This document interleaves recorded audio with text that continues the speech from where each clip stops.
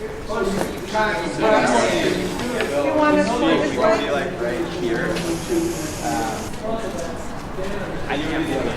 so I think we'll get started. Thank you everybody for coming. I'm Alex Beecham. I'm the Northeast Region Director at Food and Water Watch. We're excited today to launch our Off Fossil Fuels Lobby Day. People have come from all corners of the state here to Albany to demand that our lawmakers bring us to 100% renewable energy. And with that, I'm very excited to introduce a true climate hero. Assemblyman Cole has been leading the way on climate change from his landmark bill to ban fracking years before it was finally enacted in New York, to his leadership now, where he's demanding that New York move to 100% renewables by 2030. It's my honor now to introduce Assemblyman Cole. Yay! Thank you, Alex. You know, I got involved in politics when I was fighting an incinerator that was spewing forth pollution and emissions into the air. And I got involved way before I got elected fighting that incinerator. And we finally did get that incinerator shut down. But now we have an even more critical issue that affects really the entire world. Climate change is undeniable at this point. Not only does science back it up, but what we see with our eyes and our ears backs it up. We are facing a worldwide crisis, and we cannot simply sit back, politics as usual, and wait for something to happen. When government waits until there's a catastrophe, bad decisions get made. We have to act immediately.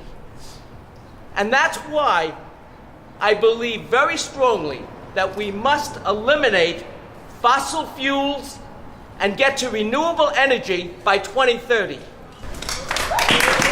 Hello, my name is Merton Simpson. As was said before, I'm the county legislator for the 2nd District, which is the district that houses the Sheridan Howell proposed frack fossil fuel power plant by the governor.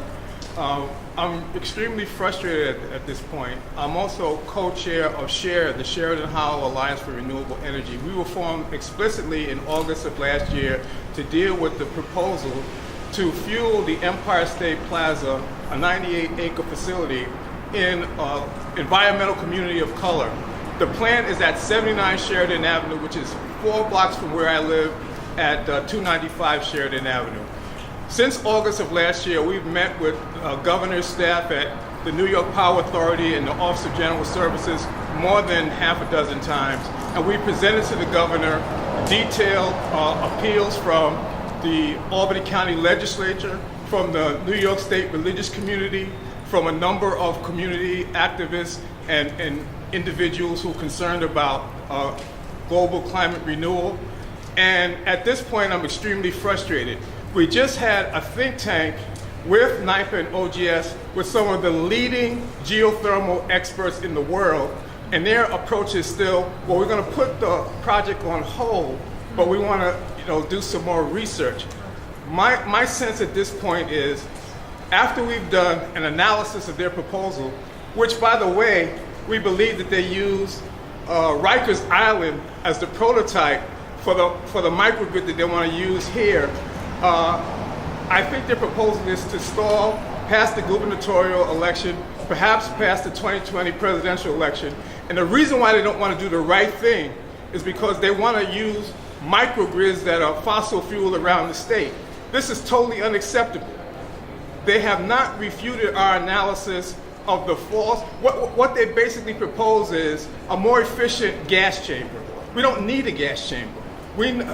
There are commercials now promoting natural gas as clean fuel. There's even been a recent, to my surprise, Geico commercial for geothermal exploitation. It's a weird kind of thing to spoof, but there's a convergence of forces that are not disaligned from the governor that are trying to promote and bamboozle people that fossil fuels are acceptable and necessary.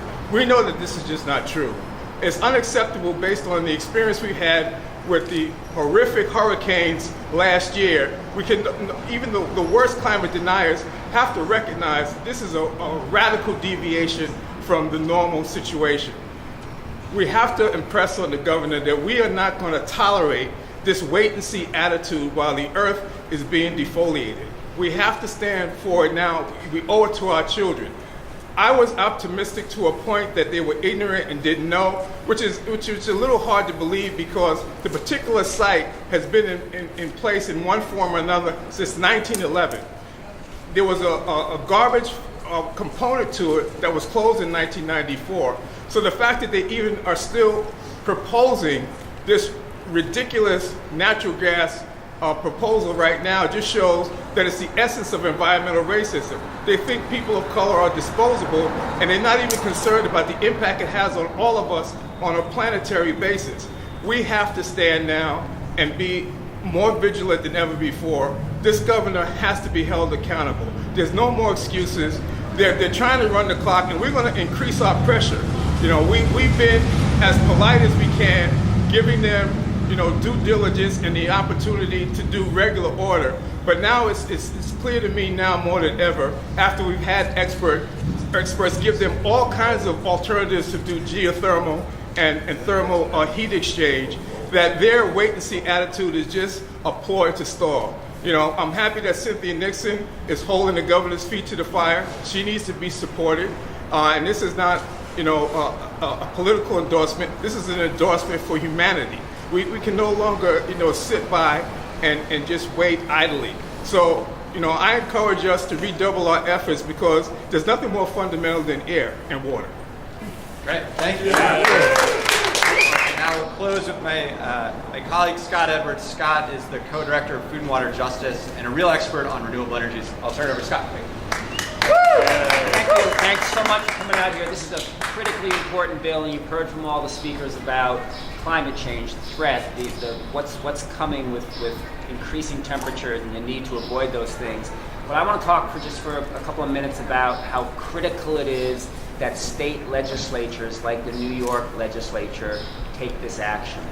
As much of a natural disaster that's awaiting us with climate change, we have an unnatural disaster in Washington right now with a climate denier sitting in the White House, with a climate denier, the head of the Environmental Protection Agency. The head of the Environmental Protection Agency denies that CO2 is a climate threat. We have a U.S. Congress that's also filled with climate deniers and just passed a budget this week that increases the budget, increases spending for fossil fuels, increases spending for nuclear power, and decreases funding for energy efficiency and renewables. This is the national platform that we face right now as a nation. And if we continue down that road, as our speakers have said, we're in for a disaster unlike we've ever seen on this planet. So it is absolutely incumbent on strong states like New York, California, New Jersey, Connecticut to take the lead, to do what our federal leaders today refuse to do, and that's to address climate change.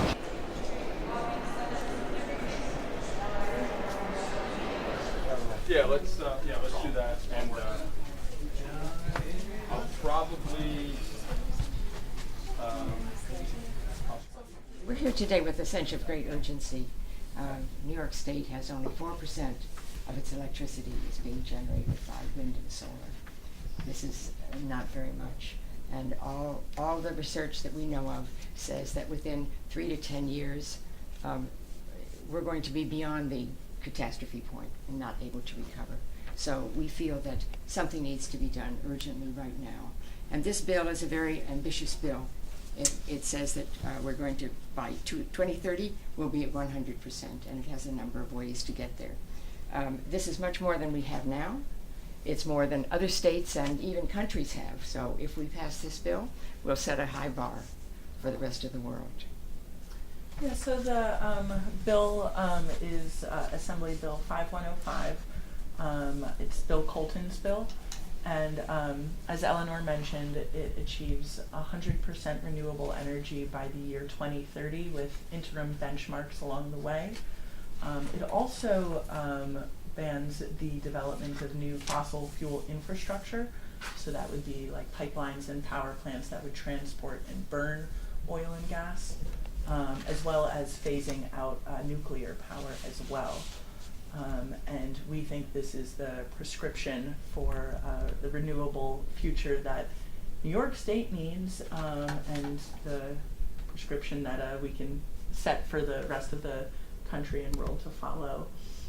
So, So what kind of does it talk specifically about what kind of renewable energy for us to use?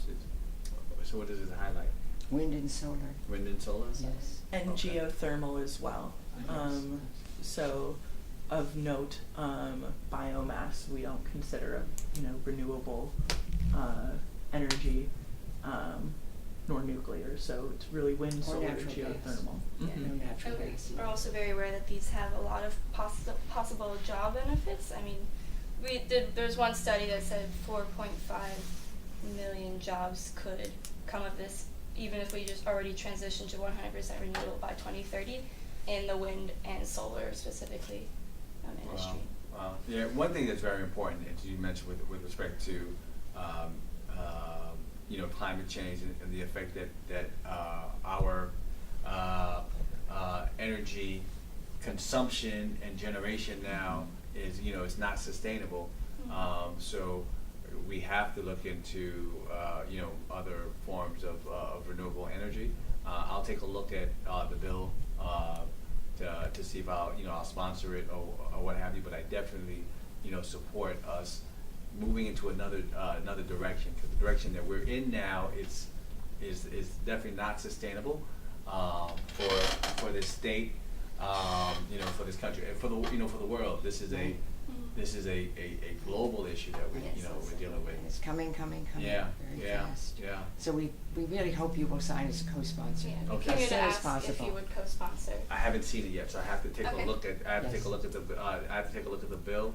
But I am in favor of making sure that we move towards renewable energy, and that we get there sooner rather than later. And it is we are in a dangerous time Yes. where we must do it. So I do promise to take a look at the bill, and I'll see if it makes sense. I will definitely support it. Great. Thank you for recognizing the urgency of the crisis that we're in, and following up Yeah. about the language to Okay. co-sponsor. I'll give you my card, and if you'd like, we also have these signs we could take a photo with. If Okay. you're- Yeah. Of course, yeah.